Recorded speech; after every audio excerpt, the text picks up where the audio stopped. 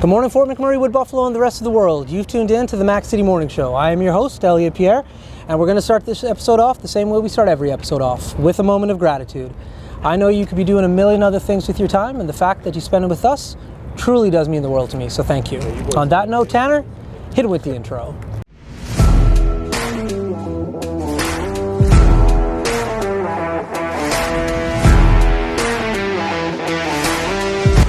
Everybody, Keith Simpson here from Norel Toyota. Just a quick chat about the wonderful community we live in here. As you guys know, we support the Oil Barons. We've done the drive-in movie theater. We're involved in the marathon here in Fort McMurray, and make sure we're taking care of the kids and all the local businesses, all the local charities, and all the local foundations, guys. That's what makes this community such an amazing place to live. All right, and we're back. As you can see, we're not on the set of the Mac City Morning Show, but before we get started, big shout out to our title sponsor, Norel Toyota, Keith, Thad, Nimmer, all the boys and girls down at Norel. Thank you for your support. As you also know, I don't introduce my guests because they can do a better job of that than myself. So, sir, can you please tell everybody at home who you are and what you're about?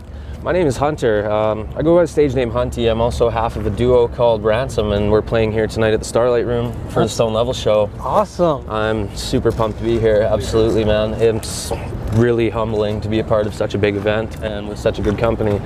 Shout out HVNTY Experience. That's awesome, man. So how long have you been a DJ for? So I've been playing for about 4 years now. I started about a year and a half, 2 years before COVID hit, and then I really got into it hard with COVID, and then with COVID, I started producing music as well. Just wanted to stay as relevant in the scene as I possibly could, right? Right.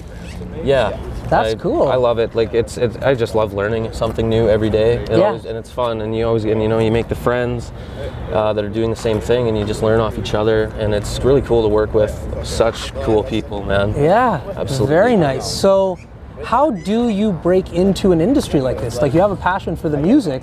How do you find yourself playing at a venue like this, man? Yeah, hard work. You got to know the right people, right? I've been really fortunate to meet the right people and make the right connections in the scene. And honestly, a lot of drive. Like, you really got to want it. Yeah, absolutely. Like, just to even break into the scene in a local kind of way is it's tough. It gets tough.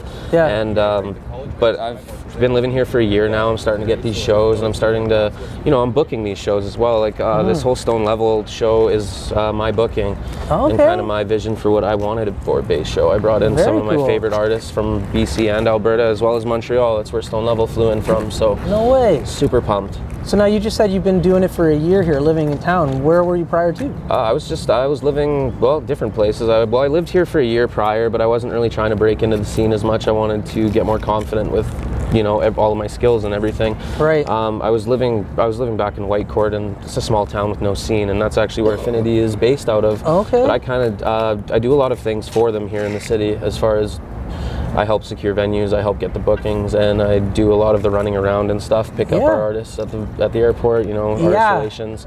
It's very busy, but I love it. So you had a super busy 24 hours. Yeah, absolutely. It's been barely any sleep. Picking up artists at the airport, running around, getting everything prepared for the show has just been nuts. No doubt.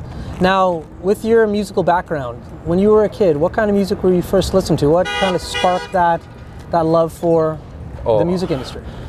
All my family has been very musically inclined. I've always been around music my whole life, and playing live music, even just at home with the family and stuff. I can't play any instruments myself. That's why I became a producer. Right. But growing up, I was very heavily influenced by Linkin Park, all the metal stuff, alternative rock. That was my jam. So it kind of translates into the music that I'm writing, as I produce very heavy music. Right. I'm all about the mosh pit life, and I love dubstep. Yeah. That's awesome, man. Yeah, I know with my parents, music was always going on in the house. Maybe reggae or soca or R&B. Rap, not so much. My dad used my rap CDs as frisbees. Yep. But there was always that music playing in the background, like the soundtrack of your life. Yeah, and music's so important, in every aspect, just in the background, right? It dictates your mood, it dictates how you're feeling. It's a super important thing in life. Yeah. Now, I'm new to this whole scene. Tanner's taken me, will be my third rave, which is pretty sweet. Enjoying the culture, because it is a culture. that I think is totally misrepresented out in the general population. It is, and I mean, well, dubstep's a very cult following too, right? Right. Like it's almost its own branch of rave stuff. Like a lot of people, you know, if they're into house music and stuff, you take them to a dubstep show, they're not really gonna like what they see. That's right. It's a totally different energy and stuff. Yeah. And so the one thing that I noticed about the scenes is the DJ really not only controls the tempo of the show because of the music he's playing, but also like you need to be vibing with the crowd as well. It's crowd control, man. It's there you go. That's the word. DJing in itself is an art just as much as producing music and dictating the crowd's mood and knowing you got to play your sets like a roller coaster. Right. Right. You want to bring them up and down, and you want to bring them through it. You want to give them a journey. You want to give them something to experience. That's the whole point. That's right. I find when I'm producing music, I'm doing it for myself. When I'm creating my live sets, I'm doing it for the crowd because I want to watch people rage. Yeah. And so, for the people at home like myself prior to who don't know what you mean by producing a set, getting it ready, what does that mean? What's the kind of time frame that goes into that type of work, man? Well, it really depends. Like it can take anywhere from 20 minutes to days to make a set. It depends what you want. Like if I'm just gonna throw banger after banger after banger in a set, it doesn't take much time. But like I've opened for Arm & Hammer here in the city, and that set took me a little more time because I wanted to incorporate heavy elements, I wanted melodic stuff, I wanted a little bit of everything, right? So, and to take them on that journey, it depends. I mean, if it comes to people easier than some, right? Like a lot of people have an easier time with it. It depends.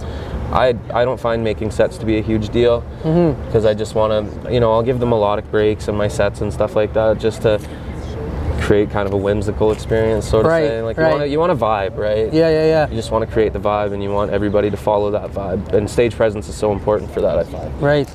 And so when you're on the stage, is it just you? Do you have your crew behind you? You have friends? Do you like people coming up? What's your when I play as Ransom, it's a duo, right? So it's me and my friend. But I mean, I don't really like a lot of people on stage myself. I mean, you know, videographer, whoever needs to be up there can be up there. But it's like I don't need anybody else hyping up my sets because I do it myself. Yeah. That's awesome, man. So listen, if you could get to a venue, what is your ideal place that you would like, this is where I want to be playing at? Well, like the Union Hall was my big goal here in the city. I got that. I'm getting shows there quite often now, and I'm super grateful for it. But my next, it's like I want to play in a different city. I want to play in Calgary. I want to play a massive stage at a festival, right? Yeah. That's next, but I know it's going to take a little bit more work, a lot more finessing on the skill to get down on that, but we'll get there. Yeah, nice and humble, man. Sweet. Well, listen, usually the show runs a little bit longer. I could ask you questions all day long, but I know you're a busy man. You got a bunch of stuff to do, so we'll cut it short. I'm glad. But before we cut you loose, though, you get a shameless shout out or plug. So you got the mic, God gave us the lights, we got a camera. Shameless shout out or plug. All you, man. Shout out HVNTY Experience. These are the guys that are making it happen. My man Brad, he's the owner. He is the man.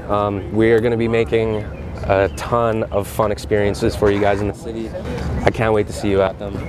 I'm super grateful and glad that you had me on here. I appreciate it. I appreciate working with the time crunch and everything. It was super awesome. It was good. Yeah, we'll do it again. Absolutely, man. Sweet, Thank man. you so awesome. much. Well, for McMurray, Wood Buffalo, the rest of the world, thank you for tuning in to another episode of the Morning Show. We had a great time. I hope you're having a great day. Big shout out to our title sponsor, Noral. Thank you for the support. For everybody else, hope you're having We'll see you tomorrow. Take care, everybody. Peace. What a deadly old way to end another morning show. Later, boys. It's so ballistic!